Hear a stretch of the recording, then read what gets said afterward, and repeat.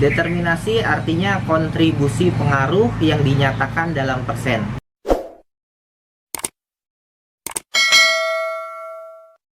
Assalamualaikum warahmatullahi wabarakatuh. Selamat siang, salam hangat penuh semangat. Jumpa lagi dengan saya Muhammad Ramdan.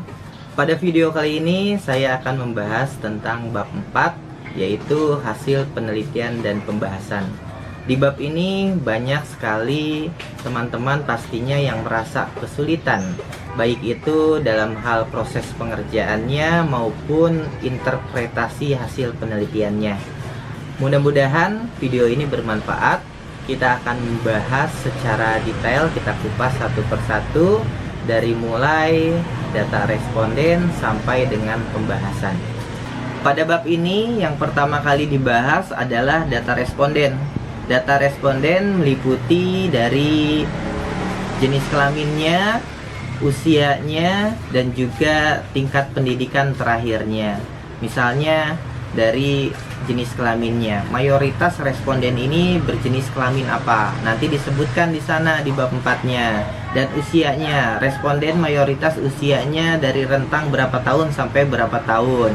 Dan yang ketiga itu tentang tingkat pendidikannya, dia pendidikan terakhirnya itu apa mayoritas. Nah, jadi teman-teman semua yang sedang melaksanakan penelitian itu harus bisa mengetahui, bahkan sudah di luar kepala hasil daripada penelitiannya. Misalnya penelitian dilakukan di PT ABC. Nah, PT ABC tersebut respondennya ada berapa? Misalnya ada 50. Nah, dari 50 responden tersebut, itu mayoritas itu jenis kelaminnya apa? Respondennya laki-laki atau perempuan? Nah, terus usianya berapa mayoritas? Misalnya dari 18 tahun sampai 30 tahun. Dan tingkat pendidikannya rata-rata apa? Misalnya pendidikannya tingkatnya rata-rata semuanya SMA. Setelah data responden, barulah kita masuk ke subbab berikutnya, yaitu uji kualitas data. Nah, uji kualitas data ini meliputi uji validitas dan uji reliabilitas. Sebenarnya kalau teman-teman sudah punya lampiran SPSS-nya atau sudah melaksanakan pengolahan datanya, itu tinggal dimasukkan saja bagaimana uji validitasnya dan uji reliabilitasnya. Baik, kita bahas satu-satu dulu. Dari mulai uji validitasnya. Nah, uji validitas ini punya ketentuannya masing-masing, tergantung dari acuan atau teori mana yang digunakan. Itu ada di bab 3-nya, di uji validitas. Misalnya saya kasih contoh, saya biasa menggunakannya uji validitas itu tidak boleh kurang dari 0,3. Nah, jadinya di hasil SPSS-nya tinggal kita lihat saja bagaimana uji validitas yang kita lakukan, nilainya berapa, kurang dari 0,3 atau di atas 0,3. Kalau hasilnya di atas 0,3 berarti hasilnya valid. Nah, kalau kurang dari 0,3 berarti hasilnya tidak valid. Tidak valid itu harus dibuang, tidak boleh dipertahankan.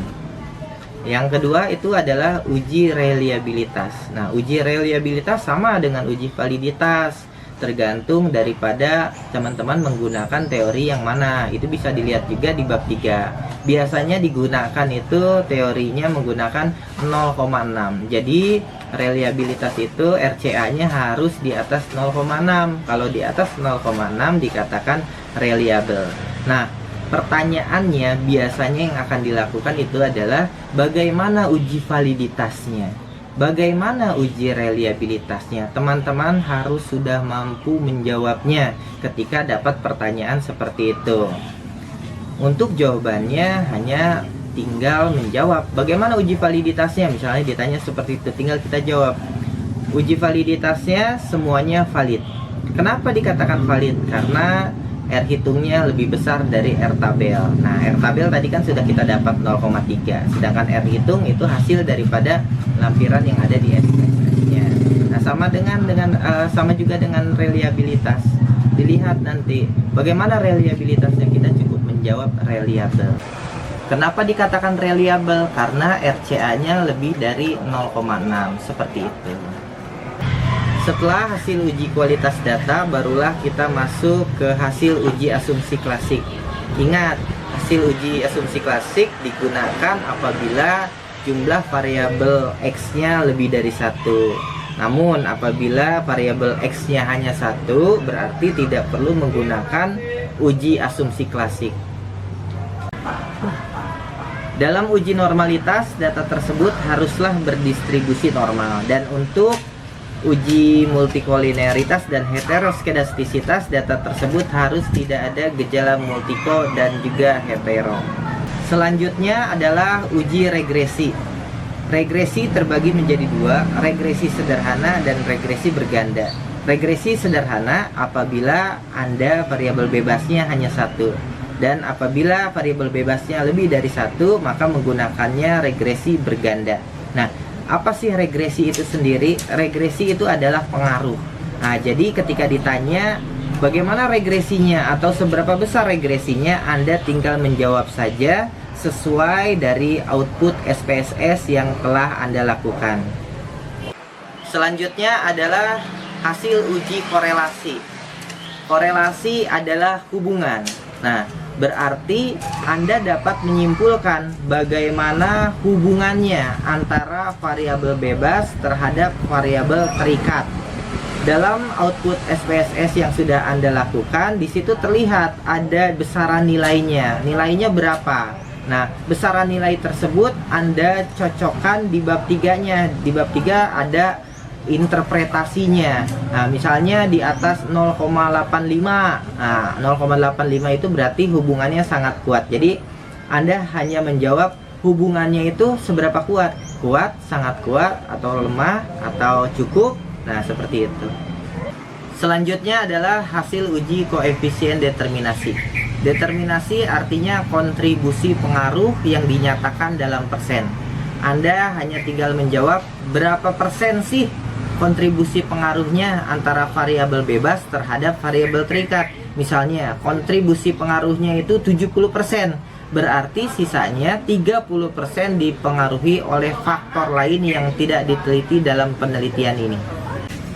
Selanjutnya adalah uji T. Dalam uji T tersebut kita hanya membandingkan apakah T hitung kita ini lebih besar atau lebih kecil daripada T tabelnya. Apabila hasilnya T hitungnya lebih besar, maka terdapat pengaruh yang positif antara variabel bebas terhadap variabel terikat.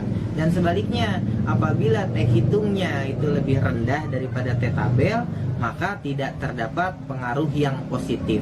Nah, dalam tabel output SPSS itu ada yang namanya signifikansinya. Nah, kalau signifikansinya kurang dari 0,05 baru dikatakan signifikan. Tapi kalau signifikansinya di atas 0,05 berarti hasil penelitian Anda tidak signifikan. Apa sih signifikan itu? Signifikan adalah keberartian. Selanjutnya, apabila Anda menggunakan regresi berganda, berarti ada yang namanya uji F. Uji F sama dengan uji T, hanya saja bedanya uji T ini secara parsial, uji F ini secara bersama-sama. Nah, uji F tersebut sama seperti uji T, hanya membandingkan F hitungnya apakah lebih besar atau lebih kecil dibandingkan F tabelnya. Apabila F hitungnya lebih besar, maka dapat disimpulkan bahwa antara variabel bebas X1 dan X2 terdapat pengaruh terhadap Y-nya. Dan apabila F hitungnya lebih kecil dari F tabel, maka tidak terdapat pengaruh antara variabel X1 dan X2 terhadap Y-nya. Itulah inti hasil penelitian yang ada di bab 4. Mudah-mudahan video ini bermanfaat untuk teman-teman semua. Dan apabila dirasakan manfaatnya, silahkan di subscribe. Saya Muhammad Ramdan pamit undur diri. Salam dunia pendidikan, maju terus pendidikan Indonesia. Wassalamualaikum warahmatullahi wabarakatuh.